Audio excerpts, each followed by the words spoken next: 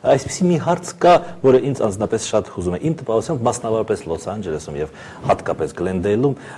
հավաքված մեր հայրենակիցները, որոնք 90-ական թվականներին հիմնականում գնացել են այստեղից, նրանք հատուկ ձևի ինչ-որ չարացած են Հայաստանի դեմ, Հայաստանի իշխանությունների դեմ եւ գուցե նաեւ արդարացնելու համար իրենց այնտեղ գտնվել, ասում են, որ այստեղ բոլորը սոված կոտորվում են եւ այլն եւ այլն։ Այ նրանք սփյուռքահայ են, թե սփյուռքահայ չեն։ Ասեմ, որ բոլորի մասին չի կարելի ասել, մենք մեր դիտարկումներն էլ եւս ցույց են տալիս, որ գնալու մեղմանում է այդ վերաբերյալ։ Իհարկե եղել է թշնամական վերաբերմունքից մինչև քայլ առ քայլ դեպի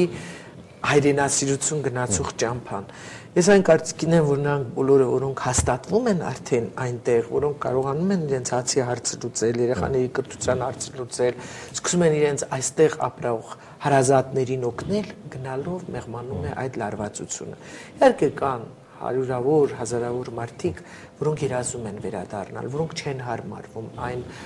կյանքին կամ ապրելակերպին, որը թելադրում է Ամերիկան։ Բայց բոլոր դեպքերում նրանց համար էլ սփյուռքահայ դժվարանում եմ, բայց որ նրանք հայրենիքից դուրս են ապրում, որ նրանք գնալով, այսպես ասած, ուծացվում են, որ նրանց մի հատվածը ընդհանրապես երեխաների հետ հայերեն չի խոսում եւ առավել ակտիվ փորձում են այդ անգլիական, ամերիկյան միջավայրի մեջ մտնել եւ իրենք մոռանում են հայերենը։ Հիմա դասական սփյուռքը ավելի շատ երբեմն հայերեն է խոսում եւ գիտի, քան նոր գնացածները։ Այստեղ խնդիրները զբաղվում եք, շփվում եք։ Այո, անպայման մենք նաեւ փորձեր ենք անում, որ ստեղծենք հայաստանյան կազմակերպություն, որտեղ միայն մեր հայաստանցիները լինեն։ Ես պետք է ասեմ, որ աճել է մի հետաքրքիր սերունդ 35-ից 40 տարեկան տղաներ են արդեն, որոնք Հայաստանից գնացել են մոտավորապես 15-20 տարեկան հասակում, կրթվել են Ամերիկայում, արդեն բոլորը լավ տեղ են հասել, ինժեներներ են, գիտնականներ են, հաշվապահներ են, աուդիտորներ են եւ այլ եւ այլը, եւ այս տղաների խմբի հետ ես հանդիպել եմ, որոնց մտահոգում է երեխաների կրթության հարցերը, որովհետեւ լավ դպրոցները Լոս Անջելեսում դրանք հիմնականում արևմտահայերենով դասավանդվող դպրոցներ են եւ մեր հայրենակիցներին, հայաստանցիներին ավելի շատ մտահոգում է արևելահայերենով լավագույն դպրոց ունենալու խնդիրը։ Մենք պատրաստ ենք նրանց օգնել, որպեսզի մեր երեխաների հարցը ինչքան հնարավոր է լավ լուծվի։ Միաժամանակ օրենք են գտնել ներկայացրել ազգային ժողով հայրենադարձության մասին եւ այնտեղ մենք գրել ենք, որ 15 տարի առաջ Հայաստանից մեկնածներին համարենք հայրենադարձվող, մյուսները վերադառնում են տուն, կոպիտ ասած, բայց 15 տարին մոտավորապես այն տարիքն է, մենք նաև խորհրդակցել ենք սոցիոլոգների, հոգեբանների, բժիշկների հետ, որ կարող է մոռանալ լեզուն, կարող է մոռանալ սովորույթները, նոր ծնված 15 տարեկան երեխան արդեն օտար ափերում հայրենիքի գաղափարը նրա համար արդեն օտար է եւ այլը, եւ այս առումով օրինակ մենք մեր օրենքը եթե անցնի այդպես 15 թիվը պահպանվի, չգիտեմ ազգային ժողովը ինչպիսի վերաբերմունք ցուցաբերի մեր այս հարցադրմանը, ամենայն դեպս ուրեմն կարող եմ հետեւյալ ասել, սփյուռքահայ համարում 15 եւ ավելի տարիներ այնտեղ ապրողներին։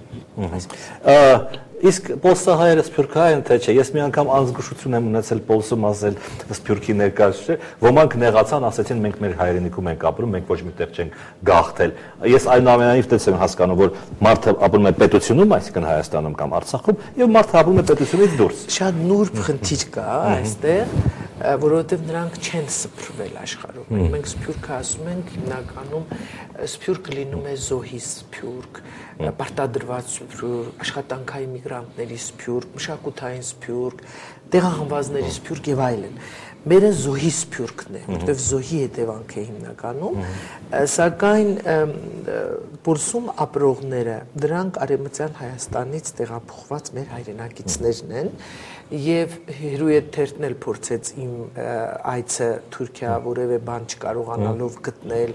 որևէ ձևով պրովոկացիա չկարողացան անել, որոշեցին գրել, որ ես պոլսահայերին սփյուռքահայ եմ անվանել, բայց ես ճիշտ ասած այդ դասը սովորել էի Մարմարա թերթի խմբագիր Հատեչյանից, որին բախտ է ունեցել 2000 թվականին պարլամենտում հրավիրել եւ փոքրիկ դասախոսություն կարդալ պոլսահայերի կյանքի եւ գործունեության մասին, եւ նա շատ ընդգծված էր ներկայացրել, որ պոլսահայերը իրենց սփյուռքահայ չեն համարում, որովհետեւ իրենք ապրում են այն տարածքում, որը եղել է ժամանակին իրենց հայրենիք, հիմա մի քիչ տեղափոխվել են առավել արևմտյան զարգացած քաղաքում են ապրում, եւ դա ինձ իրավունք նաեւ այդ գիտելիքը ինձ նայություն տվեց, երբ մենք մեր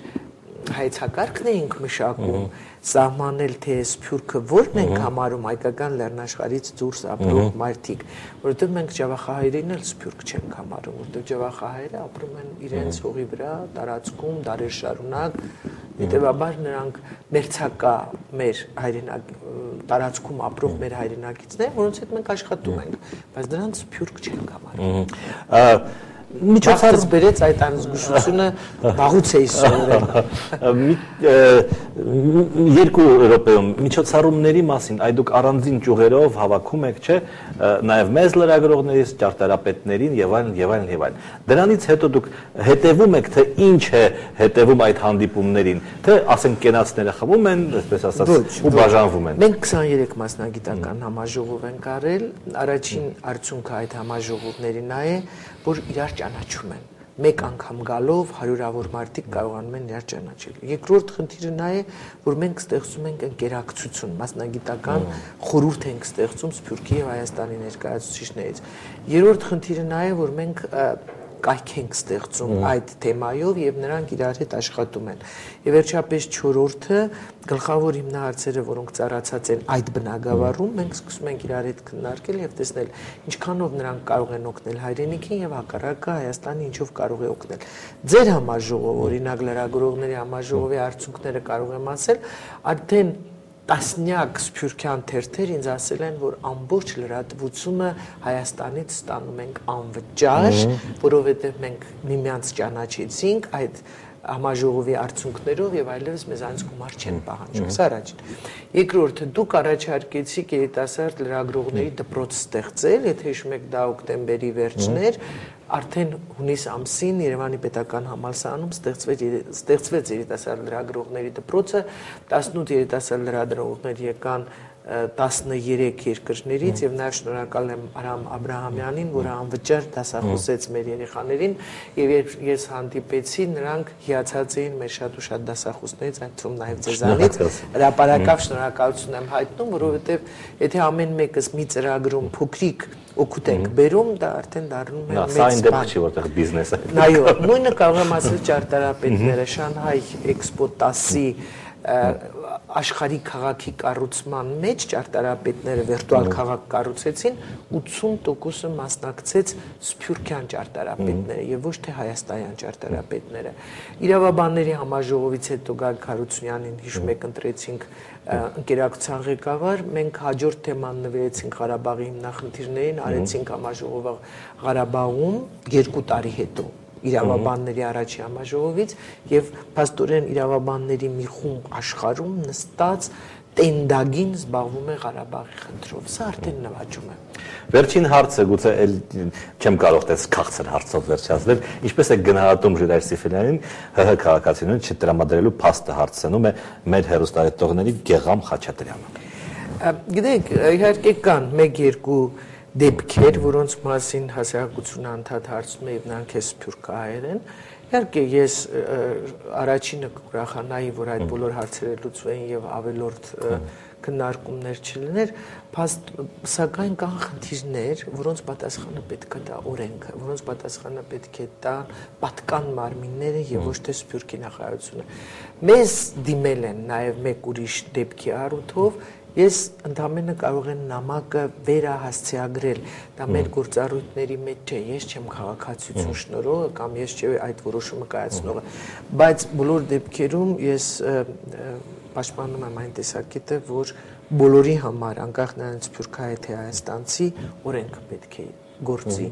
իրավունքը պետք է իշխի եւ այս ոլորտում, եթե կա խնդիր, իհարկե հաջորդ առաջնորդ քայլը դա դատարանն է։ Պետք է դիմել դատարան, դատականացյաններով այդ խնդիրը կարգավորել։ Շատ շնորհակալ եմ հետաքրքիր զրույցի համար, հիշեցնեմ սիրելի հեռուստադիտողներ, որ Սփյուռքի նախարար Հրանուշ Հակոբյանն էր իմ զրուցակիցս, տեսություն, կհանդիպենք վաղը։ Ես էլ եմ շնորհակալ։